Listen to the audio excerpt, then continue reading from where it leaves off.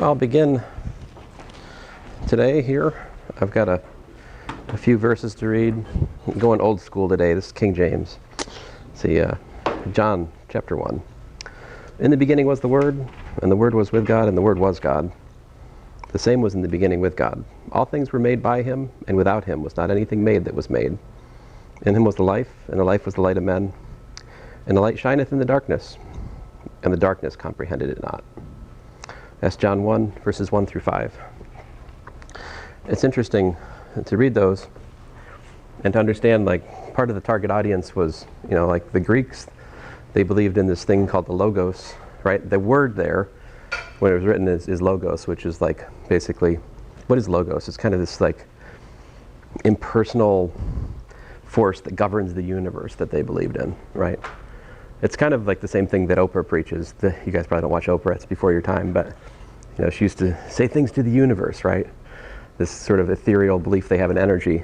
Well, that passage is saying, without equivocation, that Jesus is the Logos. Is the author and sustainer of the universe that we live in. I'll begin with a word of prayer. Heavenly Father, we thank you for this day again. I thank you for this class, for these students, and just ask you to bless our work today. Help us to understand a little bit more about matrices and how to multiply them and all that stuff, Lord. In your name I pray, Lord Jesus. Amen. So, yes, I know you've been waiting. Finally, I heard the people, and I have responded to your deepest, most dark, desire. So here's the join code if you want to be a joiner. And so conform, join, 072132, and then 2251. So yeah. Don't get used to it. I might forget on occasion. Just saying. But it would be good if you did log into it at least once, so I have you on that list, people, for my records. Oh, but I do intend to take attendance with this here handy dandy old school sheet of paper. So if you'd add a date at the top there, if you know what date it is. All right, so let's get back into it here. So last time I defined matrix multiplication, and chief among these, I told you guys that, so let's see here, A times X, right? If we're talking about a matrix, A11, A1n, AM1, AMN, right? So this here is a M by N matrix. If we multiply that by a column vector, x1 through xn, right? An n by 1 matrix is called a column vector. Then the result is another column vector, right? In particular, the answer, and I'll write it out in gory detail for once, A11, x1, A1n, xn, and so forth and so on, A M1, x1, A Mn, xn, right? Now each one of those entries is the dot product of the row of A with the column vector x, right? But there's an interesting thing, which is that we can repackage this and understand it as like x1 times A11, AM1, all the way out to xn, A1n, Mn. In other words, more concretely, we can look at this as x1 column 1 of A plus, if I were to keep writing x2 column 2 of A, xn column n of A. In other words, the matrix column product we can understand as this is called a linear combination of columns of A. And so I just like to, let's look at this. There's an example I have in my notes I wanted to talk to you guys about in view of this, all right? Because you might be like, well, okay, but why do I need 3 ways to look at matrix multiplication when just one will do? right? If you have that feeling, you probably should get to a different section of linear, because I'm just going to give you even more viewpoints if you tell me that. But you won't tell me that.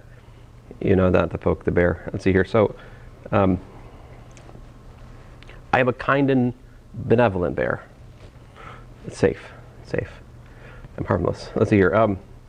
So here, if I can get this out, there's one example I had not looked at, in class at least, in the applied section. And part of the reason I didn't do that yet is because I wanted to sort of emphasize how to look at it in terms of this idea here, because I think it's interesting. It's about chemistry here. So, in particular, Alka-Seltzer makes a fizzy, soothing bubble solution, right, with this chemical reaction. Apparently, that's sodium bicarbonate, citric acid. It goes to sodium citrate, water, and carbon dioxide. So all of these different molecules are made with, a particular combination of elements, right? A certain number of different basic, elements, right? The chemistry concerns, how many different elements are there now? I haven't paid attention to chemistry news for a few years, so I don't know. What's that? 120? Yeah, I think there were like 108 when I was in school. Or at least there were 108 in some of the posters that were aging posters that were still on the wall when I went to school. But yeah, 120 now. And maybe there'll still be more, right? So there's always a search for new elements. And that's fun. If you actually look into the different elements names, there's some really ridiculously named elements. But anyway, I digress. The point is, each one of these molecules is made with a certain number of, certain number of elements, right? So like, to make a sodium bicarbonate, you need what? You need one sodium, one hydrogen, one carbon, and 3 oxygens, right? So if you look at this, what's involved here is either sodium, hydrogen, carbon, or oxygen. So we can think of it as a 4-dimensional problem. Each molecule corresponds to a particular 4-dimensional vector, right? Which represents having that many of each molecule. So for example, this sodium bicarbonate we can look at as the vector. We can look at as the vector down here, 1, 1, 1, 3. Does that make sense? So I've got 1 sodium, 1 hydrogen, 1 carbon, 3 oxygens.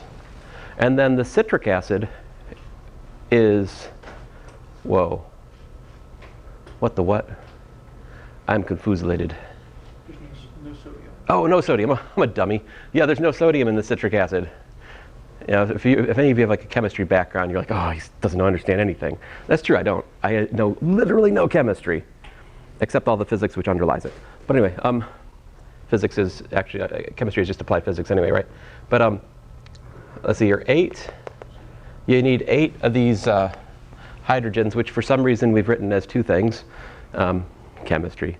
And and then how many carbons? Apparently 6 of them, so there's 6 here, and 7 oxygens, right? See that? And that is, the chemical reaction is that chemistry happens, right? Orbital electrons are exchanged, blah, blah, blah. Heat is added or given off, whatever. And you get to that. So we've got, what, 3 sodiums, 5 hydrogens, 6 carbons, 7 oxygens, and then water is 0, 2, 0, 1 in this representation, right? And then finally carbon dioxide, no sodiums, no hydrogens, 1 carbon, 2 oxygens. So in a chemical reaction, the number of atoms in is the number of atoms out, right? It's a chemical reaction, so there's no changing of one element to another, right? That's another kind of physics altogether, so we can write this equation which expresses that conservation of elements, just that's what this is. But then if you look at it, what do we got? We got, what, 4 equations and how many unknowns? 5. See, that's a system of equations. My point is, to set up the system, it's most natural to look at it kind of like this, right? It's this kind of thing. But then if we rearrange it all to one side, now that we have this other view of matrix multiplication, we can easily see why we would get this system, right? Does that make sense? So basically we're just doing what? We're moving all of these to the other side. So you've got like x1, plus x3 times minus that, plus x4 times minus that, plus x5 times minus that.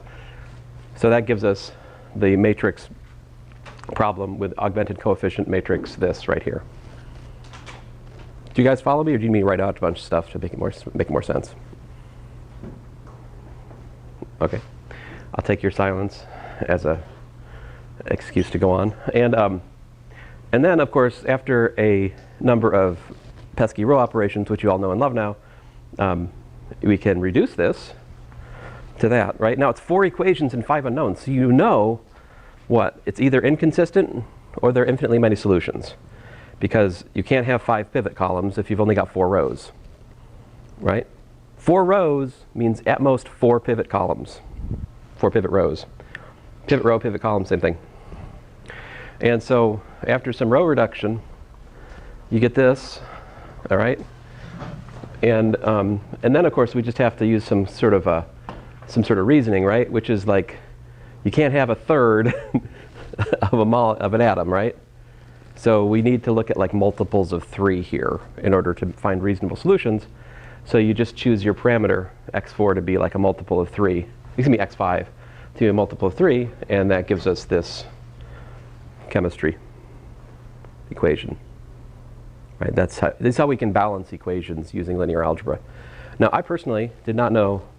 Did I do chemistry this way when I was taking? Did you balance equations in chemistry like this? Probably not, right? You just kind of, you could just figure it out on the fly, right? I mean, at least I could. I've forgotten how I did it, but I did it. I remember I did it without linear algebra when I took chemistry. I have since then forgotten how I did that. But there's some kind of like common sense calculation you can do in there, right? But if you wanted to make it harder, or have an interesting example for your linear algebra class, here it is. So, yeah.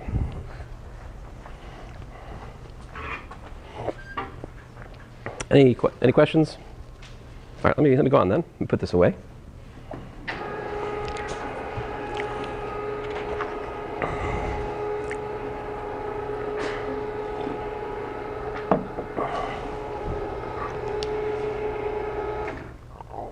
All right.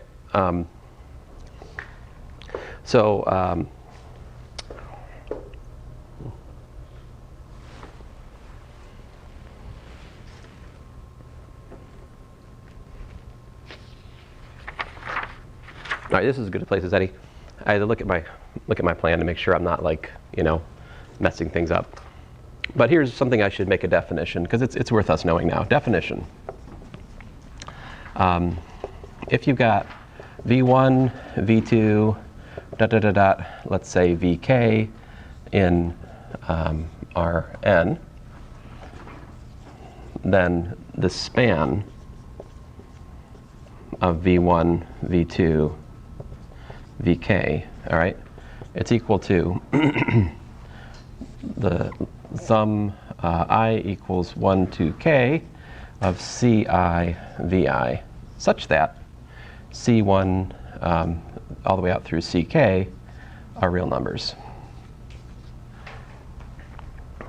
Let me write it in another way. In other words, we're looking at like C1 V1 plus plus Ck Vk, such that C1 through Ck are real numbers, right?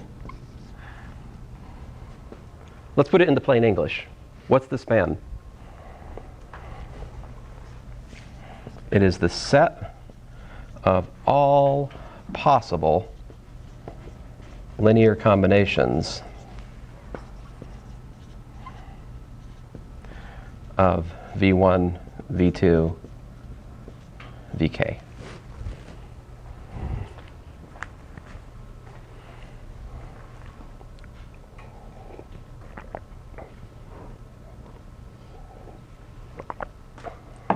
All right. So one of the things that I just think I should tell you here, because it's just a natural outgrowth of what we're talking about, is if you think about this then, right? So what's this mean? There's a theorem we can see here. If we have ax equals to b, right? Where this is as usual, m by n, right? And that makes b m by 1, right? X n by 1, the usual matrix version of a system of equations, right? When does that have a solution? So this has a solution if and only if what? A does not equal 0. Well, if a was 0 and b was 0, everything's a solution. But, okay, it's a good starting point. How about in terms of span? Can you say something in terms of span? That's why I'm talking about it here at the moment.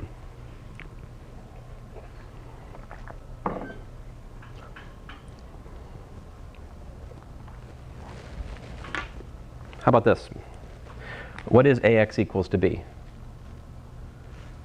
This is another way of saying if the sum, right, I equals 1 to n of xi column I of A is equal to B, right? That's what AX is. It's a linear combination of the n columns of A.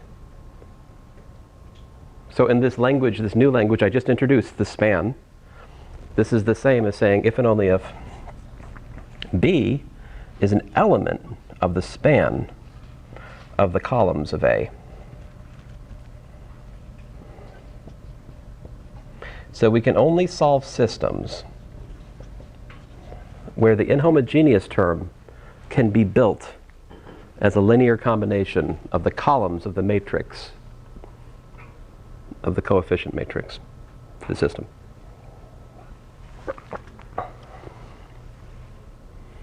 That's a kind of new way of looking at equations, right? Anyway, so there's that. Now we'll come back to this. I just wanted to throw that out there since we were in the middle of it. This is a useful tool for solving a variety of problems.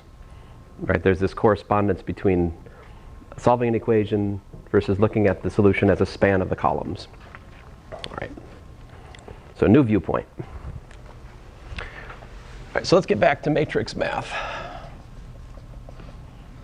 So matrix math, in particular arithmetic, there I have more things to tell you.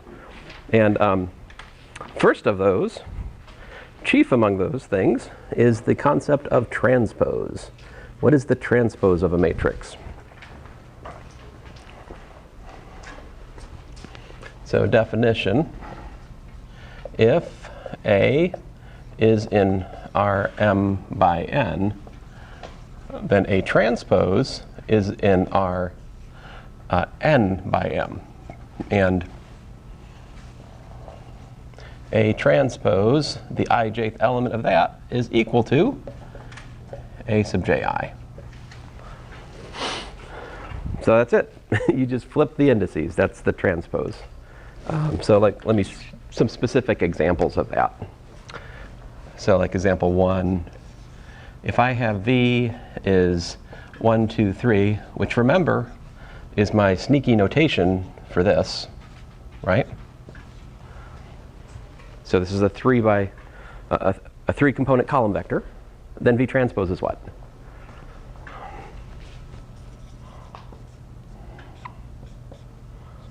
It is the row vector 1, 2, 3.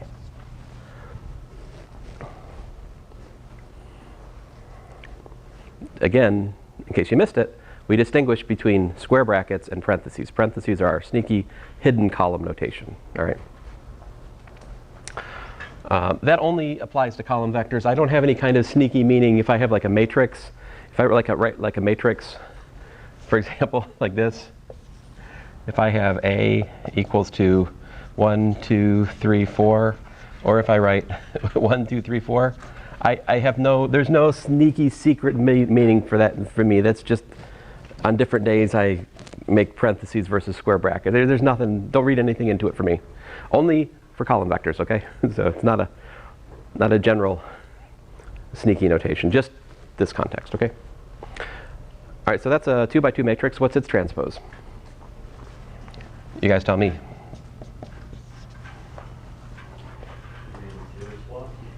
The 3 and the 2 are swapped. That's right. 1, 3, 2, 4. So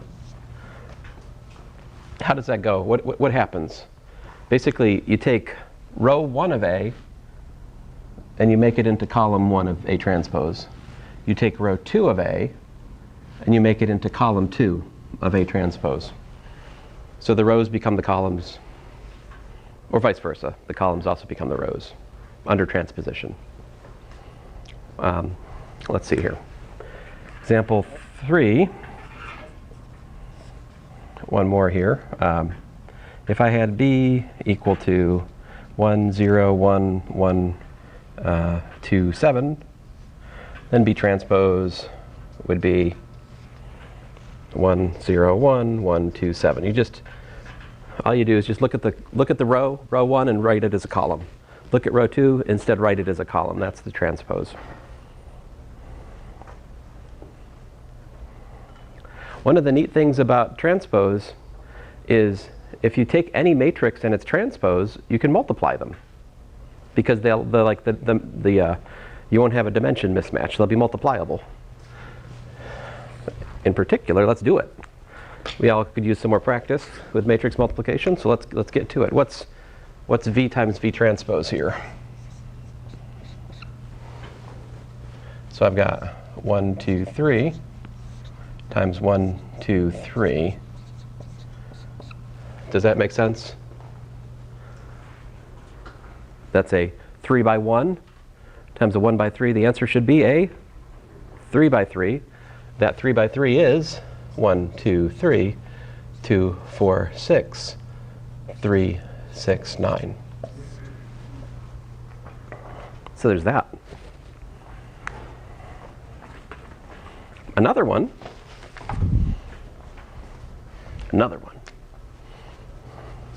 Let's see here. V transpose V, other way around, right? 1, 2, 3 times 1, 2, 3. How's that go? That's a 1 by 3 times a 3 by 1. That's a dot product, actually, right? And the answer is just the 1 by 1 matrix, which we'll write. I'll humor you and write it with brackets for a second here. 1 plus 4 plus 9, 14, right? But by convention, we drop the brackets for 1 by 1 matrices, and we just write them as scalars, all right? So that's that. Let's try it out. How about A times A transpose? How's that go?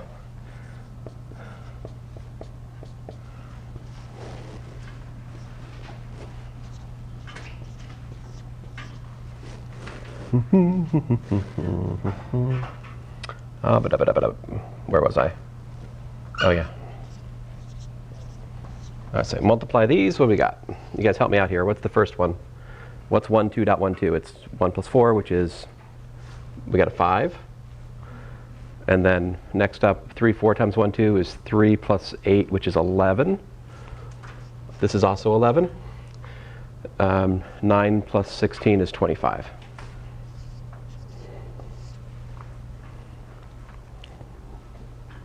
What if we multiply the other way? Is it going to give us something different? I don't know. Maybe, maybe not. Let's find out. What do you guys think?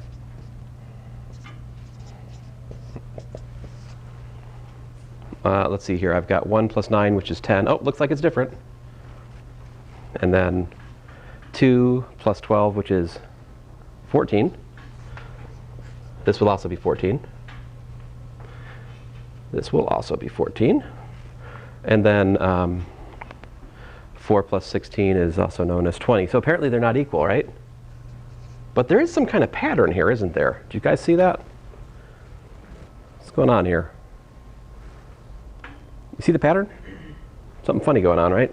This is 11 and 11 matching up. Let's try the next one, see what happens. What's B times B transpose? Feeling like purple. No, I feel like black. Black. Black. All right, so here we go. BB transpose, what you got? How big should this matrix be?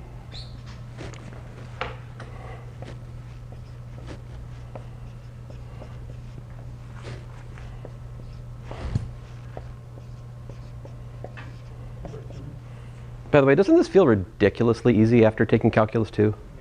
Yeah.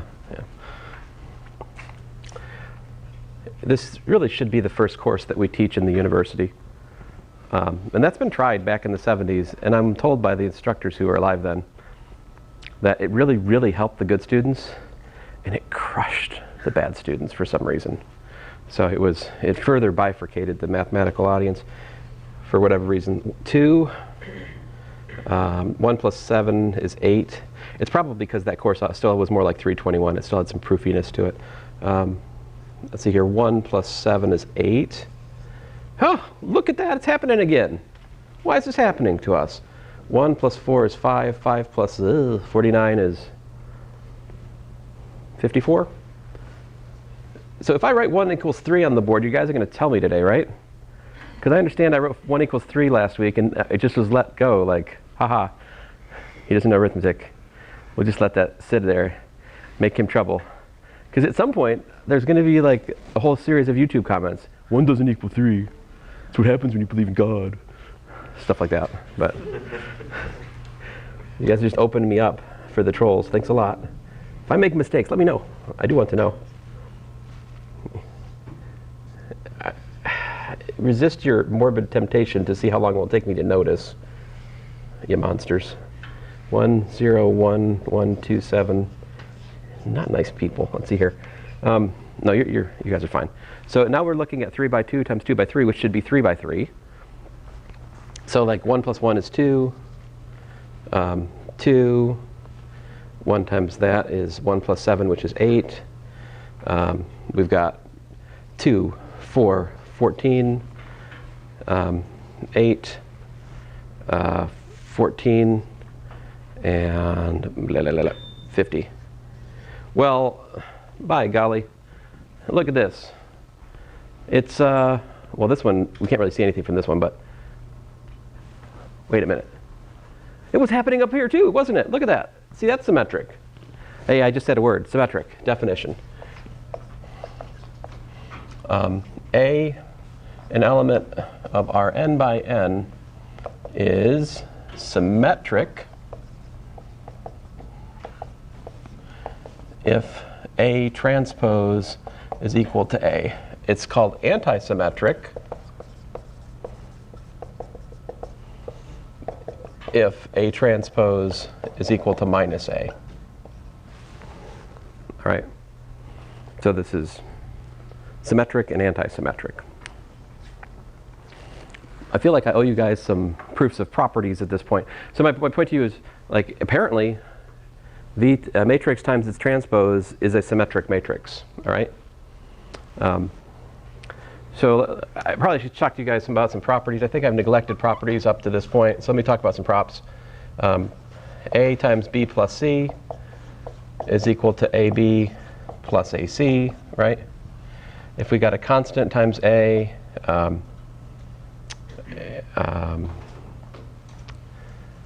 right, so C1 times C2A is equal to C1 C2A. So you can, you know, scalar multiplication works this way. What else can I tell you? You got distribution on the other side as well, right? If I've got A plus B times C, it's AC plus BC, right? Yep. Should superscript on the real number be m times n? No, a square matrix. Otherwise, it wouldn't even make sense. Okay. See, the only way we can judge the equality of a matrix and its transpose is if they have the same size. All right. So judging two matrices being equal, we can't even entertain the question unless they have the same size. That's part of the definition of matrix equality. So yeah. Good question. We've seen a bunch of times now that AB is not equal to BA, right? So matrix multiplication is not commutative. We know that, right? Let's see here. What else can I tell you? Matrix multiplication is, on the other hand, associative. So that's nice. not commutative, but it is associative. So in other words, I don't really need these parentheses because there's no ambiguity whether I do A times BC or if I do AB and then multiply by C. Like it's the same outcome. All right. I should prove at least one of these in here for you guys. I don't prove too many things, but let's do this guy. All right, so we're going to look at A plus B times C, the ijth element of that. That, by definition, is equal to the sum. K equals 1 to, I think I said, so let's see here. I need to make sense of this. So we're going to assume that A and B are in Rm by n, and we're going to assume that C is an element of Rn by P, okay? And in so doing, that makes these, first of all, I can add A and B together because they got the same size. We can only add matrices of the same size together. That's important to remember. And C is multipliable with A and B because it's got the same number of columns. The size of the column, let me say this right. The number of columns in A and B matches the number of rows in C, which is what we need here. Okay, anyway, so A plus B, I'm supposed to take the kth element of that, and then C, kj. That was my definition of matrix multiplication. All right, if you go back. And then the definition of matrix addition is that the ikth component of A plus B is the ikth component of A plus the ikth component of B.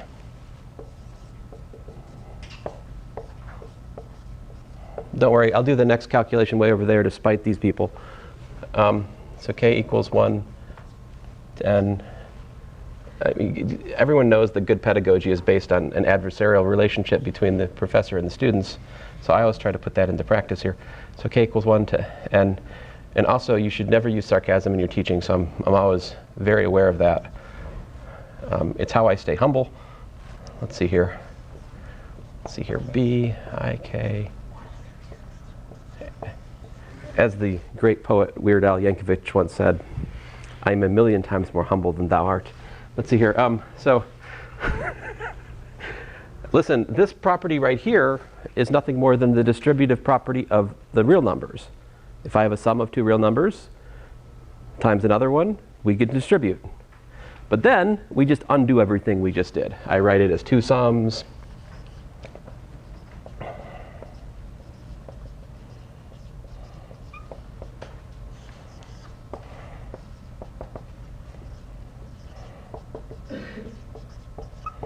Right, because a sum of sums is a sum of the sums. It's a property of finite sums, some would say. And then, I'm sorry, that was horrible. I regret nothing. So this is ACIJ plus BCIJ, which then, of course, is equal to AC plus BCIJ. But this holds for all I and j. Therefore, I have shown you, I have proved that A plus B times C is equal to AC plus BC. This is how we can prove properties of matrix math with index notation. You don't want to use the plus dot dot notation. It would make things far more complicated. That is especially true of the more non-trivial thing I'm about to prove for you, which is properties of transposition. Props of transpose. So what do you guys think? If I take A plus B and I transpose it, what's it going to be equal to? How about if I take a constant times A and I transpose it, what's it going to be equal to? How about if I take A times B, suppose they're multipliable, and I transpose it, what's it going to be equal to? What do you guys think? What are the answers to these vexing questions that I've posed to you here?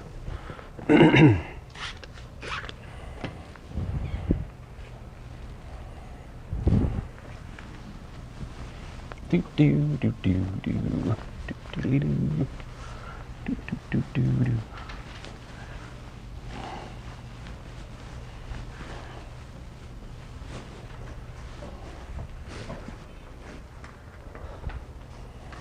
Nobody? I got a vote for A transpose plus B transpose. Anybody want to second that?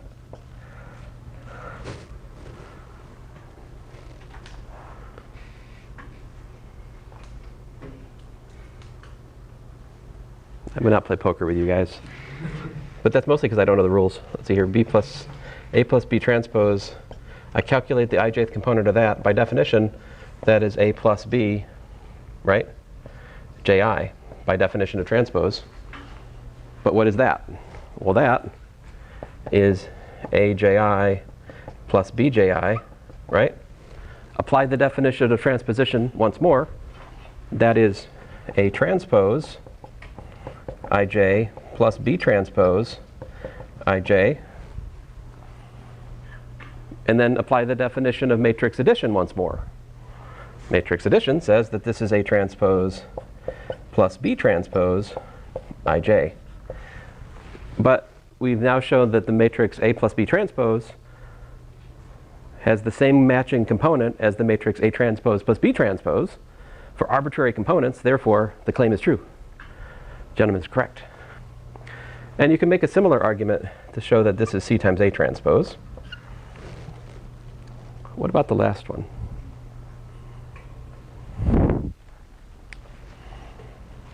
What do you guys think?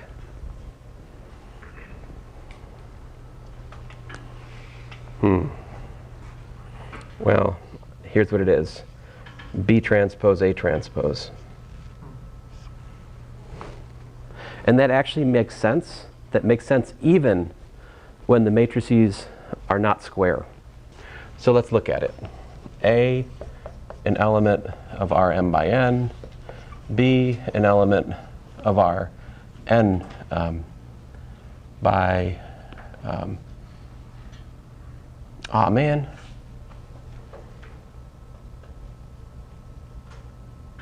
Is that right? Well, let me, just a second here. Maybe I'm wrong. Let me check on that. So, well, A times B definitely makes sense, right? That's m by n. So I just have a moment of doubt here. Let me figure out if I'm just off my rocker here. How about B transpose A transpose? Would that at least make sense? What's B transpose? It's a what? P by n. What's A transpose? N by n. Oh, okay. So yeah, we're good. At least in principle, we're good. The claim is at least not illogical in terms of just looking at the size of the matrices I'm claiming. So here's a proof that this is, by the way, is called the Sock-Shoes property for transpose. Why is that?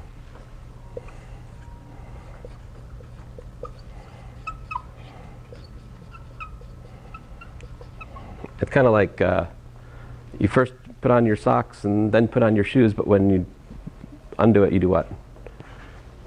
Other way around, right? Do you guys take your socks off before you take off your shoes? Yeah, so it's kind of like that. I think that makes more sense when there's something that's also true for the inverse, like AB inverse is equal to B inverse A inverse is something we'll see in a couple days. So it's more, the label sock shoes is more label there, more adequate, a more reasonable label for the inverse property, but I use that term label for this identity wherever it comes up. Okay, so here goes. Check this out. AB transpose, look at the ijth element of that. By definition, that is A, B, Ji. All right? But then I apply the definition of matrix multiplication, which is as follows. The sum k equals 1 to n of A, Jk, B, Ki. All right? And then what? Well, definition, right? This is the sum k equals 1 to n of A transpose Kj, B transpose Ik. All right? But the thing is, these are just numbers, so they commute. So I can rewrite that as the sum k equals 1 to n of B transpose Ik, A transpose Kj. Right? So let me just recap here. Definition of transpose, definition of matrix multiplication, a definition of transpose. This step is real numbers commute. Finally, this is B transpose A transpose Ij, again, by the definition of matrix multiplication. Then what? So this holds, this holds for all I and j, thus A, B transpose is equal to B transpose A transpose.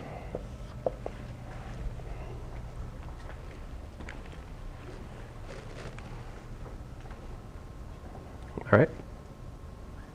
So I do think it's good for you guys to know like the definition of matrix addition, the definition of scalar multiplication, the definition of matrix multiplication in terms of indices. Like this is healthy for you to know.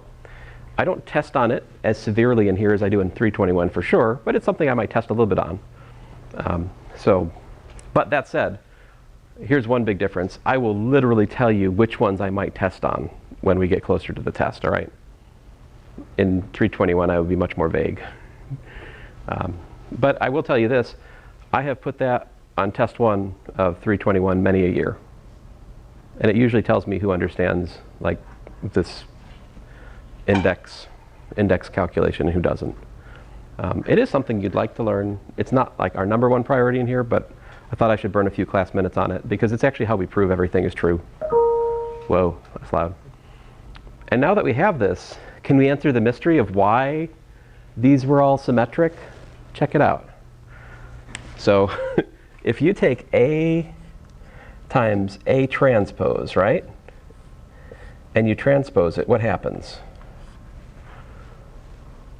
By sock shoes, that is A transpose times A transpose. But another property of transpose that definitely should have made my list, because this is a big one, right? This is like one of the biggest things about the transpose, is what happens when you do it twice. You're back where you started again, right? The transpose of the transpose does nothing. So A transpose transpose is A. So there you got A transpose. Hey, what's that mean? So this matrix M is equal to, transpose is equal to M apparently. In other words, the product of a matrix and its transpose is itself a symmetric matrix. That's why I knew, without even calculating, that once I found this, it automatically tells me that that's the same. Because a symmetric matrix is one that above the diagonal will be reflected below the diagonal. There's a symmetry of the elements above and below, right? Another way of saying that is row 1 must be the same as column 1, row 2 must be the same as column 2, row 3 must be the same as column 3. It's another way of saying the symmetry. So I knew that these would be symmetric matrices because I know that the product of a matrix and its transpose is symmetric, right? Previous experience in this course, I've had some, but anyway, I think that's kind of neat. By the way, symmetric matrices are super, super nice and have really special properties, as we'll see going on, but just saying that. This is definitely something you want to make sure you know this terminology. This is symmetric, this is anti-symmetric, all right? Okay, so there's another special matrix I should tell you about today in the time that remains. This one's, real special. So let me kind of explain to you where we're going. I've showed you, oh man, there's something oh rats. I knew it was too good to be true. I just remembered, but I forgot. It's okay. We'll make it. The other thing I should mention in terms of matrix multiplication before I leave the topic of just matrix multiplication on its lonesome, is that another way we can look at matrix multiplication, AB, so if this is like A times, say, column 1 of B, you know, column 2 of B, however many columns B has, all right?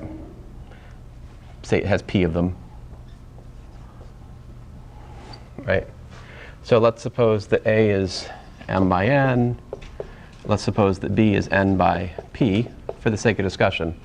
Another super useful way of looking at matrix multiplication is that it is actually in this pattern.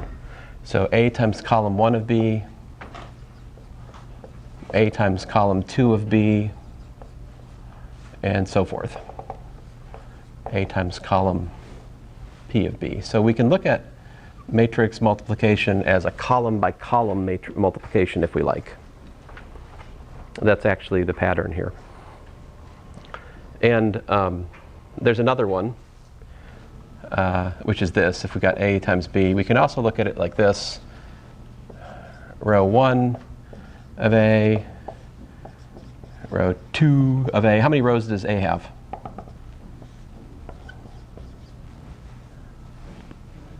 M, right? Row M of A, and we can look times B, and we can look at it as a stack of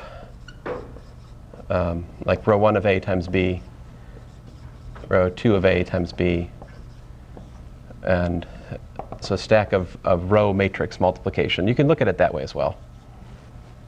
I almost never look at it this way, but this is here. Essentially, to get from here to here, you could use the transpose. If you wanted to derive one identity from the other, you could just like take the transpose of the top identity. It would change columns to rows and rows to columns, and you'd find a way to derive one identity from the other. So that's something we'll use on occasion. Let me show you an application of this, example 4. So let's suppose we've got the matrix 1, 2, 3, 4, 5, 6, 7, 8, 9. And let me multiply that by the column vector 0, 1, 0, 0, 0, 1, 0, 0, 0, 1. So this, well, that was odd. This one example will have a lot of goodness to it. Get on with it here. So my claim is that that's the same as the matrix 1, 4, 7, 2, 5, 8, 3, 6, 9 times 1, 0, 0 concatenated with 1, 4, 7, 2, 5, 8, 3, 6, 9 times the matrix 0. I regret not making this a 2 by 2 example. 1, 4, 7, 2, 5, 8, 3, 6, 9. So there's a few different things to see in this example. The one is just to exhibit this thing. All right, so what's that? What's this multiply out to? What's that multiply out to?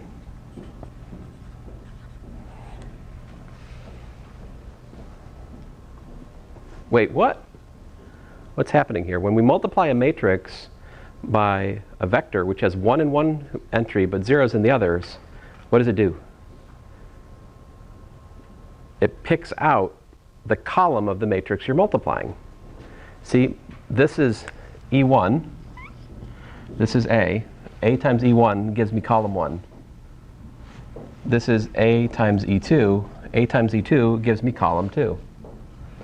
A times E3 gives me column 3. But what is this matrix again?